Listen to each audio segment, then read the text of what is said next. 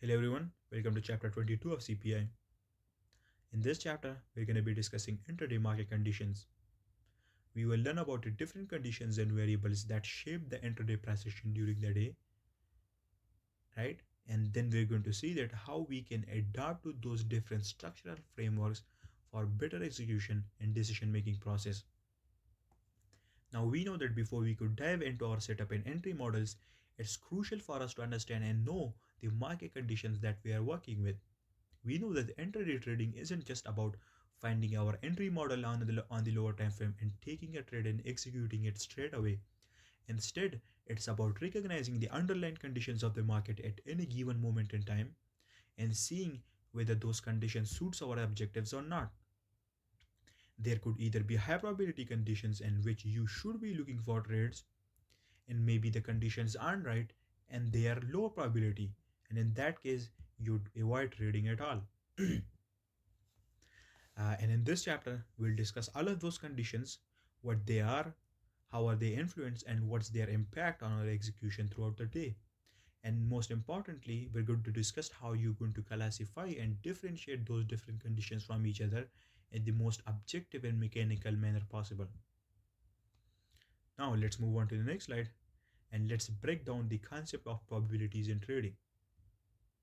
In this part of the chapter, we're going to understand how probabilities can seriously boost our decision making process and our overall performance as a trader. We know that trading isn't about certainty, right? It's about probabilities. Every trade you take comes with a certain likelihood of success, right? And your job as a trader is to recognize and act on those high probability setups while avoiding the low probability ones, right? You can never for sure know the outcome of a trade, never, right? Because it's not certain, but you can certainly predict the outcome of a number of trades over time by calculating their edge. Now you must have already calculated the edge either by gathering data through backtesting or going through live data, right? And that would have given you a win rate based on your data. Now the larger the sample size of the data, the more accurate your calculations about your edge would be. And let's say you have a decent sample size of data regarding your model or system which has given you an edge, and by decent sample size I mean at least 6 months worth of data in all sorts of markets and conditions. And through that data and edge, you know that you've got a definite win rate, right? You have a set win rate. That means even though you cannot predict the outcome of an individual trade with certainty, because that's almost impossible, you're still capable of measuring your performance and the outcome of a large number of trades based on your pre-existing data. Now, the metric of how often you would win or how often you would lose over a large sample size of data is what we call probability, right? It's not certain, but you've got to trust your system no matter what. And the only way your progress in performance could be is close to the edge as if you consistently execute your system without any inconsistency, inefficiency, and mistakes. Otherwise, there's going to be a discrepancy in the data, which would lead to an optimal performance, right? This is simple maths, nothing too complicated. Now let's talk about high probability and low probability trades. Now high probability trades are backed by your trading edge, meaning that they are aligned with the proven data that you've collected or the conditions that you've seen through your edge that statistically favor your success more. For example, trading during key times like the London kill zone 3 a.m., 9 a.m., you know that because of your data, right? You know that these times are high probability for you because of the data that you've collected from past historical price action. That's why you trust it. And without that data, you wouldn't have anything in the first place to begin with. Another example of high probability conditions are entries that align with high time from down liquidity and key levels, right? These are the factors in the type of metrics that makes a situation or a particular scenario a high probability one. Now let's talk about the low probability trades or trade ideas. Low probability trades, these occur, these trades occur in unfavorable conditions or setups that lack clear signal or high time frame market context. Example could be that you are trading outside your key times or kill zones or key macros. That is an example of a low probability scenario, because according to your data, whenever you've traded outside a key time, it always has led to more losses than wins. And according to that data, you've classified that particular scenario, that particular condition, as a low probability one, right? It's not because ICD said it or I said it or Romeo said it. It's because your data said it, right? The reason we consider the 3 a.m.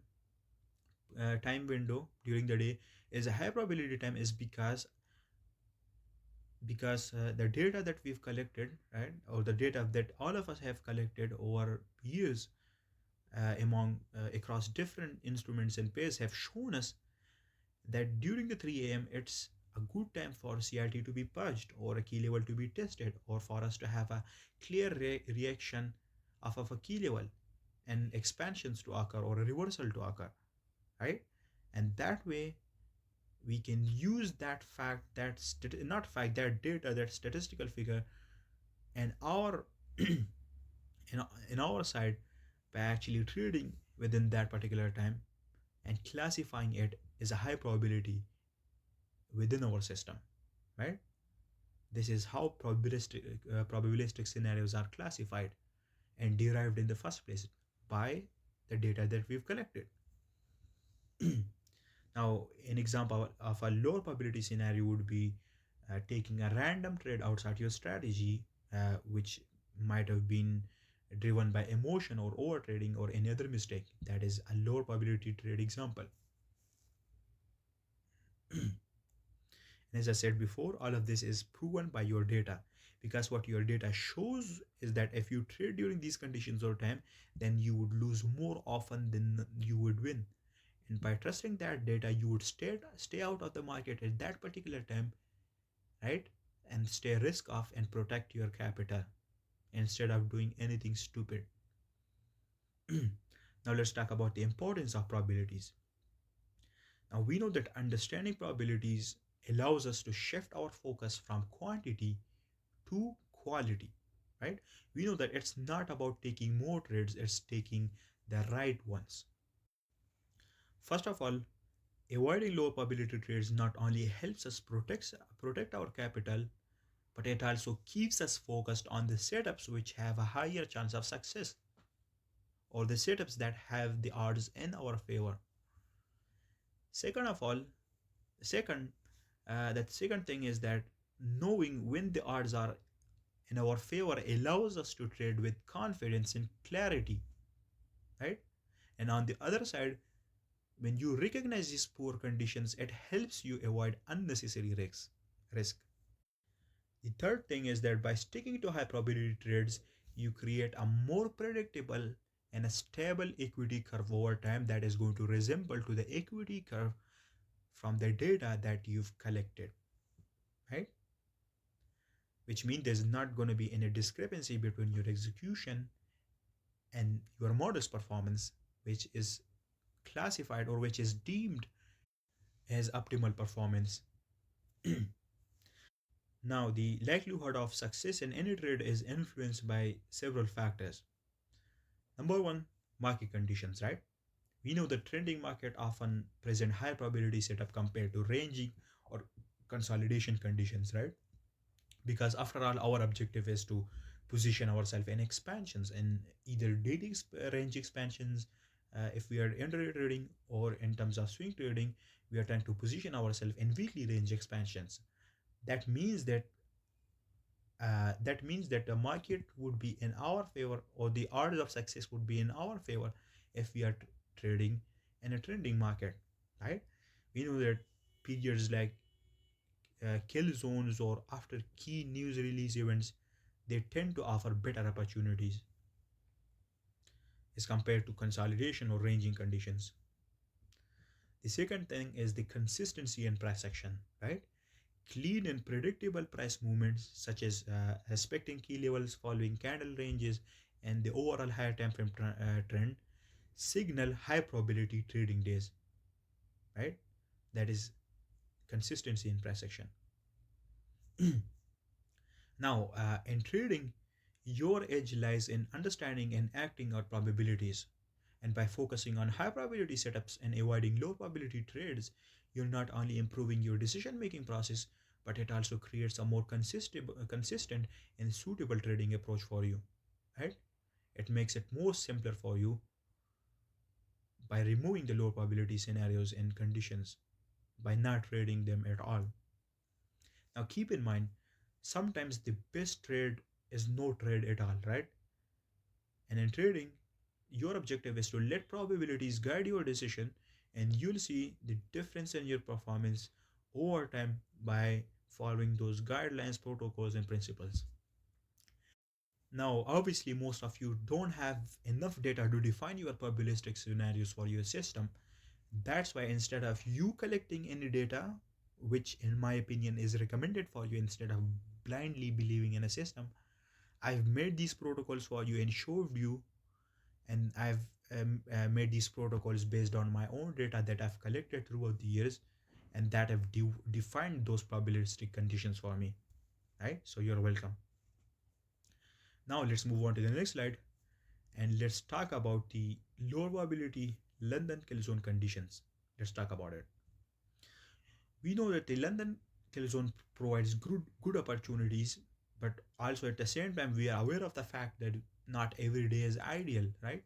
Some conditions significantly lower the probability of successful trades, and recognizing those scenarios can save you from forced trades and potential losses, right?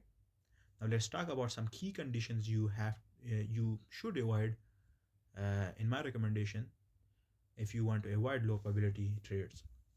The first one is after a series of three consecutive daily bullish candles, right? What that means is if the market has already printed three consecutive bullish daily candles, it's better to avoid taking long trades, long position during the London kill zone after the day that has happened. Why?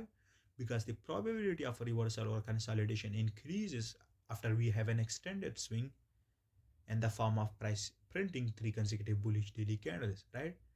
Which makes further upside less reliable, right? Now, this is not uh, a definite or an absolute fact or a statistical figure, right?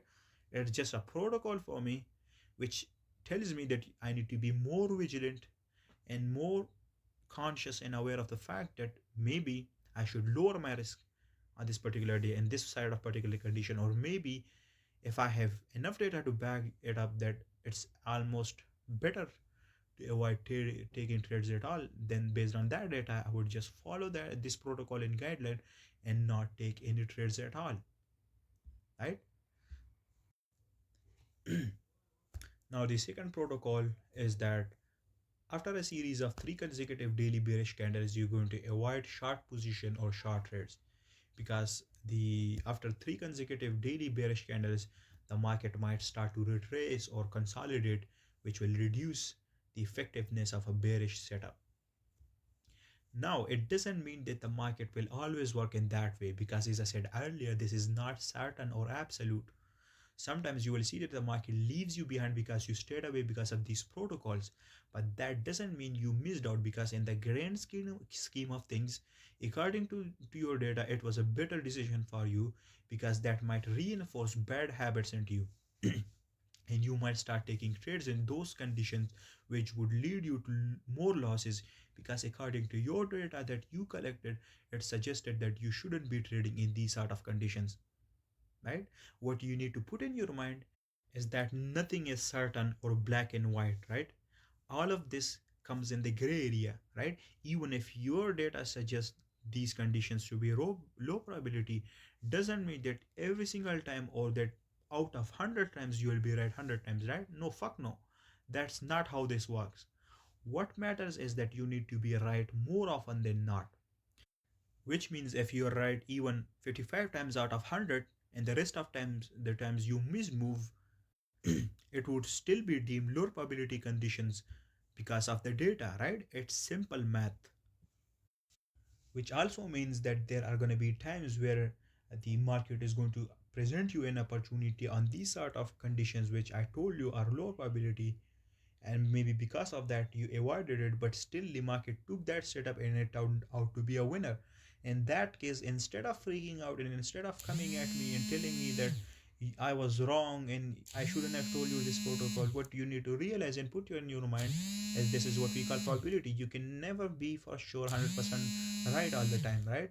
There's going to be times where you're going to be wrong and there's going to be times where you're going to be right, and what matters is that you should be right more often than not, and this is exactly why I've given you these protocols and they are backed by my data. Yeah.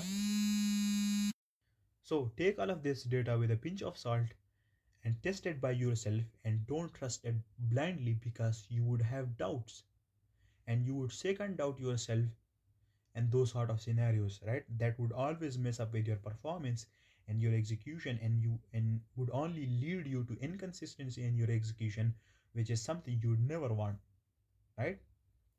Now enough of that, let's talk about the rest of the conditions that you should be avoid you that you should avoid trading in London. Number three is that after an extreme FOMC event, following an FOMC event that produces an extreme range, the market often consolidates as it digests that move, right? And during these conditions, price action can become choppy and unpredictable, making it a low probability environment. Number four, ahead of NFP. The day before the NFP non-farm payroll report is typically a risk off environment, right? The market tends to be cautious and range bounded, making it harder to find high probability setups. So you should avoid trading during London or even during the whole day of NFP. The next thing is the economic calendar shows multiple high and medium impact news during the London kill zone, and in that case, it's best to avoid trading. Last one is that if the Asian range is a expansion profile, right, it has already broken out and it's trending and it exceeds 40 pips, then in that case, the London kill zone is less likely to provide clean setups or opportunities, because the Asian session has already made an expansion profile, which usually indicates the market has already made a significant move, which reduces the potential for further expansion or extension of a swing move. Next one is if the Asian range does not show clear consolidation, meaning it's erratic or directionless, and in that case you would avoid trading during London kill zone. uh, because we know that consolidation during the Asian session provides us the foundation for London's expansion, right? And without it, the market lacks structure. And then last but not least, we have absence of a candle range or CRT, and you could guess why. Now let me say this one last time. While these are strong guidelines, they aren't fixed rules, right? You can adjust to them and play with them based on your own trading data, experience, and understanding of the market. Moving on. So now that we've gone through the lower probability conditions, let's now finally talk about the high probability conditions that we should definitely trade in. These are the conditions and situations you want to prioritize in your trading plan. So, key conditions for high probability trades are: number one, recent reaction to a higher time frame key level. If the market has recently reacted to a higher time frame key level and hasn't yet reached an opposing key level, then the London session is likely to going to offer us a strong setup or a clear opportunity. This creates a clear directional bias, because we know that price is often drawn towards the next liquidity zone or key level. Number two, if the Asian range is visually consolidating and it's under 40 pips, right? A consolidated Asian range, meaning price moving within a tight predictable range during the Asian session, signals a strong foundation for the London kill zone. And when the range is less than 40 pips, it indicates that the market is building liquidity, which the London session can exploit through clean expansions or breakouts. Number three, presence of a clean candle range or CRT. A well defined candle range provides us clear level for price to respect or breach during the learning session. And we know that this structure helps guide our setup, and then we can frame an entry around it, a logical entry around it based on the current market behavior. Number four, presence of a higher time frame key level. We know that the presence of a higher time frame key level, daily or 4 hour or weekly key level, adds significant weight to our setups. And then last but not least, the one that I always talk about is a clean higher time frame drawn liquidity. If there's a clean drawn liquidity visible on higher time frame, right, then London kill zone becomes an ideal session to trade in. Now, do you know why these conditions matter? Because high probability conditions like these align with the structural framework of the market, which increases the odds of success in our favor. They provide clear context for price movement, they create predictable setups that align with our trading edge, and they reduce uncertainty, allowing us for a more confident decision making approach and a more claritable risk management model. Now, let's move on. Here in this slide, we're going to talk about the protocols and conditions that makes a setup high probability, right? The ideal conditions and setups that give you the best chance to trade successfully during the day. We're going to talk about them. Now, the most critical factor in creating high probability setup is aligning it with the higher time frame directional buys or the higher time frame drawn liquidity, particularly the daily and the 4 hour, because it ensures that your intraday trades are backed by the broader and the higher time frame and the larger market context and picture. Now, here are the key components of high probability setups. Number one, clean order flow. Look for clean order flow where price is clearly rejecting highs and breaking lows, or rejecting lows and breaking highs. This structure confirms the market directional buys, right, and reduce ambiguity in your decision making. Number two, clean higher time frame drawn liquidity. And I don't have to talk about this anymore. You could probably guess why. Number three, SMT divergence, and it's optional. SMT divergence can add an extra layer of confidence to your setup, an extra layer of confluence to your setup, which increases the odds in your favor even more, right? Basically, you're going to look for discrepancy between correlated pairs, right, that indicate where smart money might be positioning, right? An example would be that one pair makes a higher high while the other one makes a lower low, which signals non-symmetry in price action, and non-symmetry suggests that the market makers are actively in participating, which signals manipulation and price, and then you can position yourself in the direction of the market makers and profit and capitalize on the expansion or reversal. But as I said before, it's optional, right? Number four, a strong price based narrative. And number five, a strong and clean and cohesive and logical time based narrative. And then we've got 4 hour candle range, 4 hour key level, right? Because all of these adds more weight to our trades. And then last but not least, the most important one is a key time, right? We've got all of those higher time, those above factors and metrics, but you're going to make sure that they all align with each other at a key time. Otherwise, they're going to become redundant. Now, moving on to the next slide. Let's break down when to look for buy setups, right? These guidelines and protocols will help you highlight the conditions that make bullish trades more favorable, right? Now, for sell trades or sell ideas, you just have to look for the opposite ideas, right? I'm going to be showing the protocols and guidelines for the buy trades here, and for sell setup, you could do them yourself, right? So, when to look for buy setups?